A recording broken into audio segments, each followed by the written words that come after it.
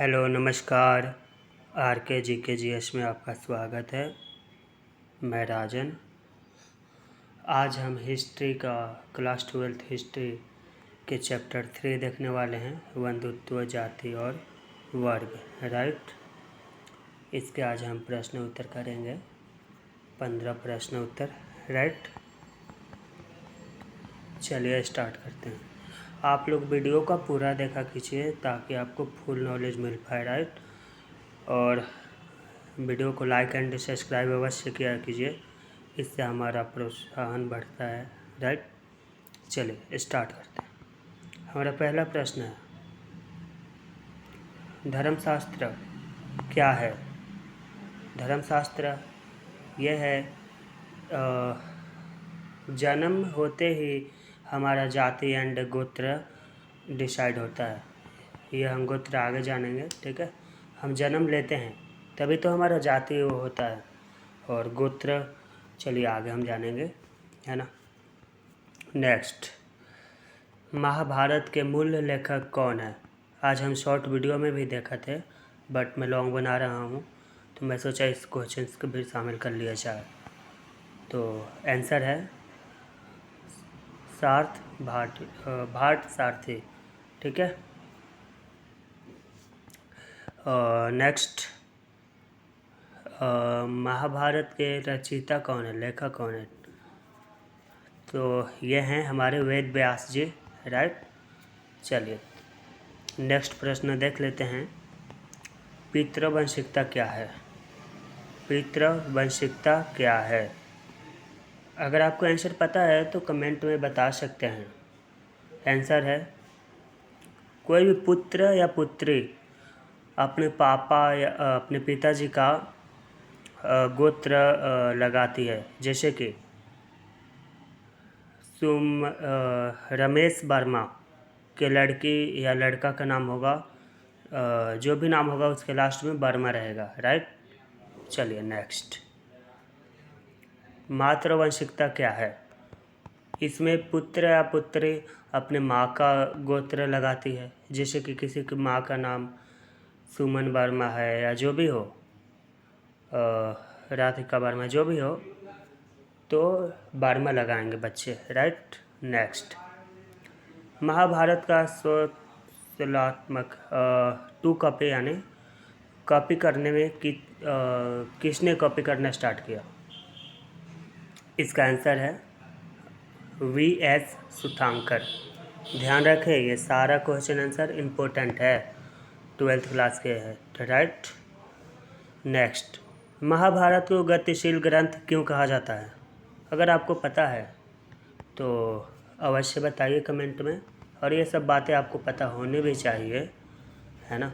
Sorry, थोड़ा background music में मतलब बैकग्राउंड में गाड़ियों की आवाज़ आ रही है। मैं रात को 12 बजे इस वीडियो को बना रहा हूँ, बट फिर भी गाड़ियाँ चलती है। राइट। तो चलिए, गतिशील इसलिए कहा जाता है कि 500 BC से 500 AD के बीच लिखा गया है। लगभग 1000 वर्ष में इसको लिखा गया है। भाट सारथी क्षत्रिय के साथ युद्ध मैदान में जाते थे, आंखों देखा हाल लिखते थे। राइट। भारत का संपूर्ण कहानी इसमें लिखा हुआ है। राइट। भारत के हर एक भूभाग का कहानी है इसमें, इसलिए इसे हम गतिशील ग्रंथ कहते हैं। राइट। नेक्स्ट,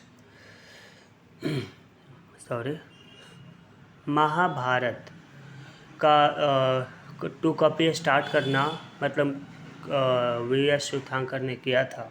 कब से स्टार्ट किया और कितने साल इसमें टोटल लगे?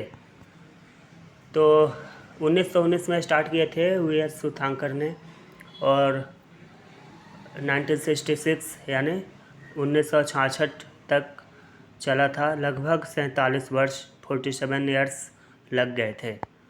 तो समझ सकते हैं एक राइटर तो इतने साल कर नहीं सकता, का चेंज होते हो रहे होंगे। राइट। नेक्स्ट, विश्व भर का सबसे बड़ा ग्रंथ कौन सा है? तो यह है हमारा महाभारत। ये सब आपको जनरल नॉलेज में मतलब जॉब में भी पूछा जा सकता है, तो इम्पोर्टेंट है जॉब के दृष्टिकोण से, और 12th के लिए तो है ही। नेक्स्ट, महाभारत में टोटल कितने पृष्ठ हैं? पृष्ठ यानी पेज, ठीक है, और कितनी श्लोक हैं? तो 13,000 इसमें पृष्ठ है यानी पेज, ठीक है, और 1,00,000 श्लोक है, राइट। सॉरी। महाभारत के कितने भाग किए गए हैं? महाभारत के कितने भागों में बांटा गया है? तो इसको 2 भागों में बांटा गया है, उपदेशात्मक और एक व्याख्या करके है, राइट। उपदेशात्मक में हमारा श्लोक बोला जाता है, और व्याख्या में कहानी कविता जो भी है, राइट। नेक्स्ट, हमारे वेद कितने हैं? ठीक है, वेद पहला है ऋग्वेद, दूसरा यजुर्वेद, तीसरा सामवेद, चौथा अथर्ववेद। ऋग्वेद को यज्ञवेद कहा जाता है, यजुर्वेद को भी यज्ञवेद कहा जाता है, और सामवेद में संगीत के रिलेटेड है, राइट। और चौथा हमारा अथर्ववेद है, इसमें जादू टोना के बारे में है। नेक्स्ट, वर्ण समुदाय क्या है और इसका किस वेद में इसके बारे में दिया गया है, मतलब इसके बारे में लिखा गया है? तो ऋग्वेद में लिखा गया है 10वां चैप्टर यानी 10वां मंडल, कैसे भी बता सकते हो, मंडल चैप्टर का एक ही मतलब होता है। तो ऋग्वेद के 10वां चैप्टर में इसके बारे में दिया गया है वर्ण समुदाय के। इसके 4 रहते हैं, पहला ब्राह्मण, दूसरा क्षत्रिय, तीसरा वैश्य, चौथा शूद्र। ब्राह्मण के मतलब ये सब ब्रह्मा जी के पुत्र माने जाते हैं। पहला मुख से ब्राह्मण का उत्पत्ति हुई है, दूसरा भुजाओं से यानी हाथों से उत्पत्ति हुई है क्षत्रिय की, और वैश्य की जांघों से हुई है, और शूद्र की पाँव से हुई है, राइट। तो आई होप आप लोगों को वीडियो समझ में आ रही होगी, तो लाइक एंड सब्सक्राइब प्यारा सा ज़रूर करें, है ना। सॉरी। नेक्स्ट, महाभारत काल में महिलाओं एंड पुरुषों के धन पे अभिप्राय क्या था, क्या समानता थी? इसके ये 8 नंबर में भी आ सकता है, 4 नंबर में भी आ सकता है, लॉन्ग है क्वेश्चन है, लास्ट प्रश्न है आई थिंक आज का, राइट। तो यह है, पहला धर्म ग्रंथ में दर्शाया गया है, राइट। दूसरा, माता पिता की मृत्यु के बाद भाई एवं बहनों की बराबर हिस्सा होती है, बट जो भाई और बहन में सबसे बड़ा होगा उसकी कुछ विशेष हिस्सा होगी अलग से, राइट। नेक्स्ट, स्त्री अपने धन के खुद स्वामित्व होती है, राइट। 4th नंबर सॉरी, भाइयों की कुछ विशेष धन होता है अलग से, कुछ विशेष उनके लिए है, जैसे कि पशु पालन हो गया, ये भी उनका होगा, इसमें स्त्री का हिस्सेदारी नहीं होती है, और ज़मीन जायदाद हो गया, ज़मीन हो गया, राइट। ये सब स्त्री के लिए, मतलब स्त्री इसमें वो नहीं करती आधा, राइट। नेक्स्ट, कुछ संसाधनों पे महिलाओं का भी अधिकार, मतलब अधिकार है, राइट। 6 नंबर हम देख लेते हैं, कुछ वर्ण समुदाय को भी धन का अधिकार है ना। और इन चारों में से सबसे ज़्यादा अमीर वर्ण में ब्राह्मण एंड क्षत्रिय हैं, राइट। और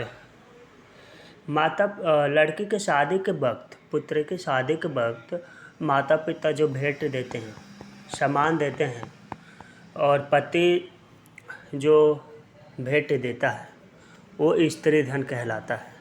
उस पर स्त्री के स्वामित्व है, वो चाहे तो दे भी सकती है, चाहे तो रख भी सकती है, वो उसके ऊपर डिपेंड करता है ना।